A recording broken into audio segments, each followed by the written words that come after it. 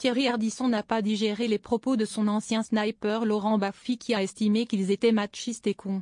Il lui répond ce 4 mai dans les colonnes de la Tribune dimanche, en faisant son mea culpa sur le plateau de Léa Salamé. Dans quelle époque?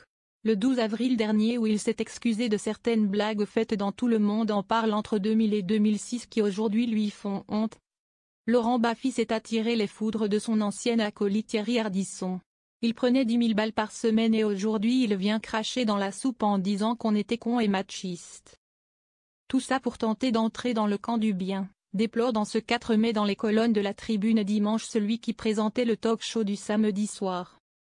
Je lui ai écrit, écoute, tu es gentil, con et machiste, tu parles pour toi. Moi, je ne suis ni con ni machiste. Baffy m'a répondu. J'ai mal joué sur ce coup-là. Je m'excuse, explique l'homme de 76 ans. Ce que j'ai le moins aimé, c'est quand il dit, avec Ardisson, on avait des proies faibles. D'abord je n'ai jamais employé cette expression, et puis ça supposerait qu'on était comme des violeurs attendant la joggeuse au coin du bois, regrette Thierry Ardisson.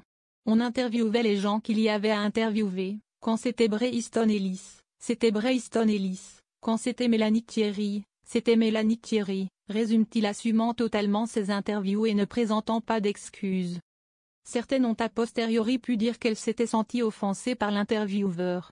Pas question pour lui de mea culpa. Il ne suffit pas d'être offensé pour avoir raison. On vit dans une société offensée.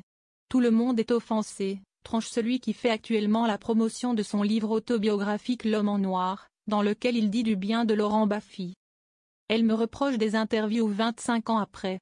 Quel sens cela a-t-il de regarder le Moyen-Âge avec les lunettes du monde actuel? S'interroge-t-il. Thierry Ardisson a le sentiment que l'on décortique avec les préoccupations d'aujourd'hui ses interviews d'hier afin de trouver un motif de le canceliser, alors qu'il s'est selon lui toujours comporté comme il faut avec les femmes. J'ai le cuir épais, j'ai toujours pris cher. Parce que je n'étais pas dans le moule. Je n'ai jamais cherché à me faire donner des petits sucres par les bien-pensants, lance-t-il dans la Tribune dimanche. Je suis libre. Je n'ai pas besoin d'argent. J. est une femme que j'adore. Dieu m'a donné la chance de ce grand amour, ça se passe très bien avec mes enfants et mon ex. Raison de plus pour dire ce que je pense. Je les emmerde, conclut celui qui partage la vie d'Audrey Crespo-Mara avec le franc-parler qu'on lui connaît.